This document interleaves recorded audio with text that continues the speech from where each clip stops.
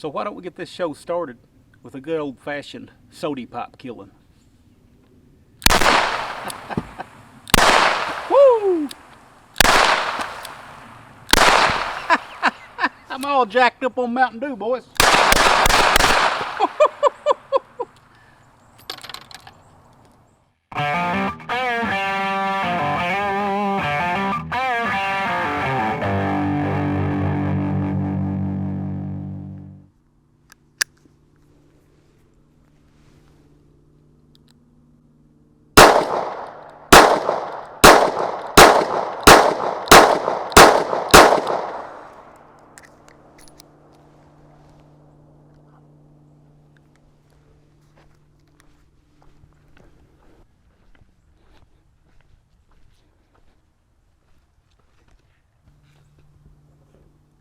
Looks like the sights are right on.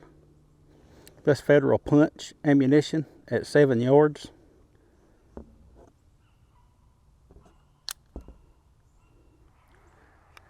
Hello guys and gals, Buffalo here. Welcome back to the range. This is my first video upload of 2023, so I want to take a minute and wish all you guys a happy new year. Hope nothing but the best for you this year. Today's video, if you haven't read the title, we're taking a look at the Smith and Wesson 43C. This is a 3-inch steel target. I'm going to see if I can put all 8 rounds on it from about 7 yards.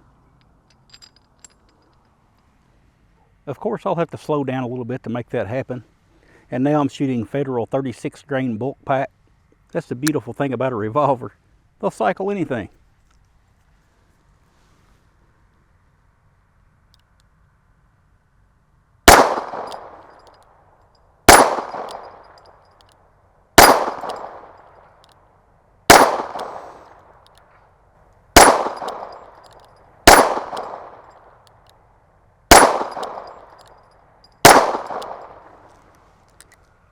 Had no problems at all with the ejection. So that orange target is an 8-inch target. I've got it set up at 15 yards.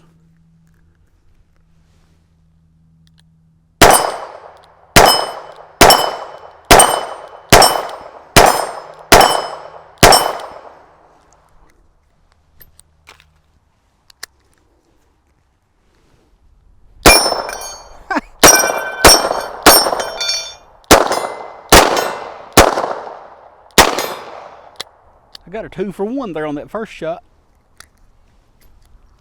In case you all didn't know, anytime I've got a little 22 on me, tin cans are not safe in my presence.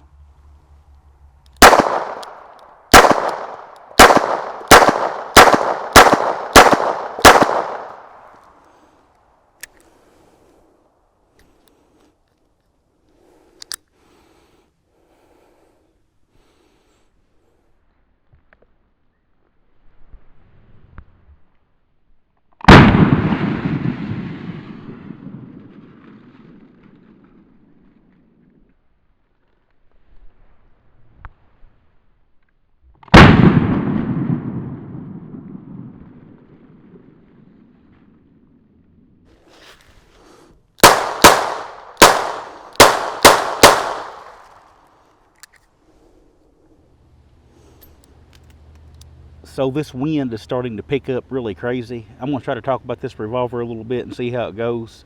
Maybe I can use the footage, maybe I can't. But the Smith and Wesson 43C is a double action only internal hammer revolver, chambered for 8 rounds of 22 long rifle. It features an aluminum alloy frame and cylinder, so it's a very lightweight revolver. It's advertised at 11.5 ounces. On my little scale, I get 11.6 ounces. With 8 rounds of Federal punch ammunition, it brings it up to 12.3 ounces. So it's a very, very lightweight little gun. I know it sounds cliche, but you actually can forget that you're carrying this thing. Of course, it's not all aluminum. The 1 7/8 inch barrel sleeve is stainless steel. The ejector rod is steel. Many of the fire control components are steel. Basically, they use steel where they had to. and aluminum alloy where they didn't have to use steel to keep the weight down on this little revolver. Of course, that's how it gets its AirLite moniker. And not only did they use aluminum to keep this gun lightweight, they used some lightning cuts as well. You can see they put a lightning cut here. One runs along the bottom of the trigger guard all the way down the grip frame. You can see it if you took that grip off. All the way up the back strap. It does have a lanyard attachment point here if you wanted to attach a lanyard. I've got some sirens going off in the background. If you're hearing that, it's not outside. It's coming from this video. Little cutaways here on either side of the front sight, but what I'm saying is they've done their best to keep this gun as light as possible. This little synthetic grip is a 2-finger grip.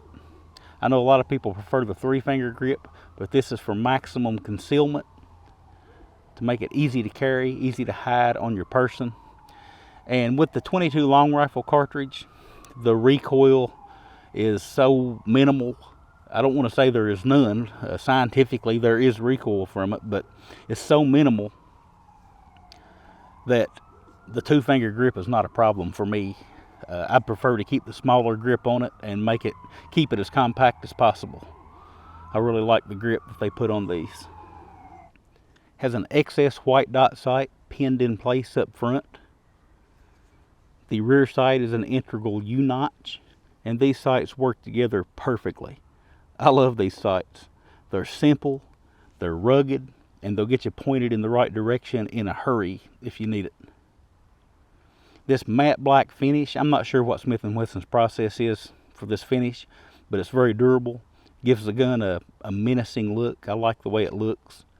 And this is one of the few revolvers in current production with Smith and Wesson that doesn't have that keyhole above the cylinder latch.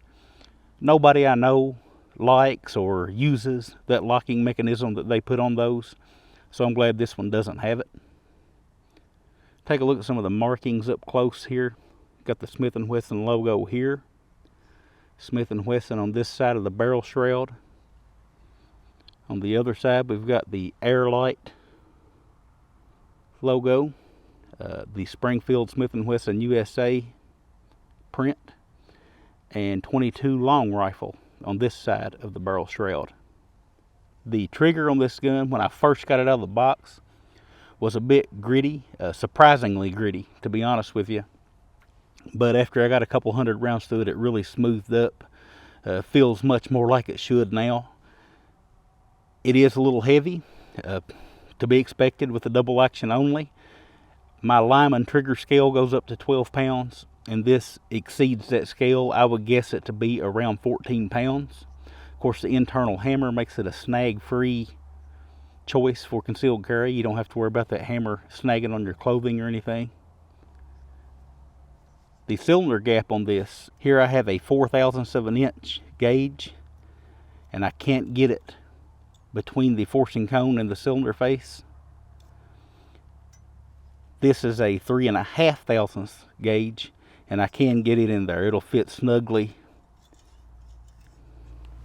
in between. So it's about 3.5 on that cylinder gap, which is about as tight as you want to go. Any tighter than that, and once the gun gets dirtied up, you could bind it, but 3.5 is good to go. All in all, I give this little revolver high marks. Make a great little self-defense gun if you're comfortable carrying 22 long rifle.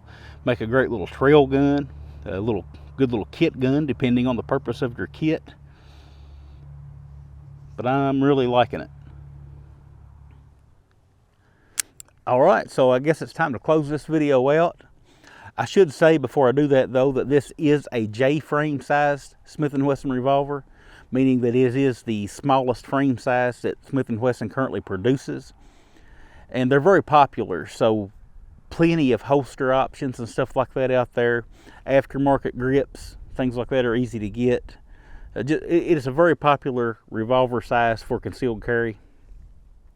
But I guess, really, that's about all I had to say today. Now, I had forgotten how long I had this little revolver. I had to dig my receipt out. I couldn't remember when I picked it up. I'd actually bought it from a local shop and paid $576.95 plus tax. You probably can't see that receipt there, but which that's a very good price on this revolver. These actually go for much more than that usually. Now, if you feel like you've seen this little gun on my channel before, you haven't. You're probably thinking of my 351C. They're almost identical revolvers, except the 351C is the 22 Magnum version. So now I have the 22 Magnum and the 22 long rifle. The 22 Magnum is a 7-shot revolver. The 22 long rifle is an 8-shot. So, got both of those now. Very happy with them. I think I like this little 22 long rifle better than I do the Magnum, just because the ammo is so much cheaper. I can shoot it a lot more, practice a lot more with it, and carry it a lot more and enjoy it. Let my family shoot it when they want to, without worrying about the cost of ammo so much as with the 22 Magnum. I do like my little 22 Magnum, don't get me wrong. But after I did that test with the Federal Punch out of a 1 7/8 inch barrel and the Federal Punch 22 Magnum out of the same length barrel into ballistics gel, the difference was minimal. I'll link that video in the description of this one if you want to check it out. I'll also link the 351C review if you want to check that out. That's about all I got. You guys always remember, if someone asks you to give up a little of your freedom for the greater good, that freedom is the greater good.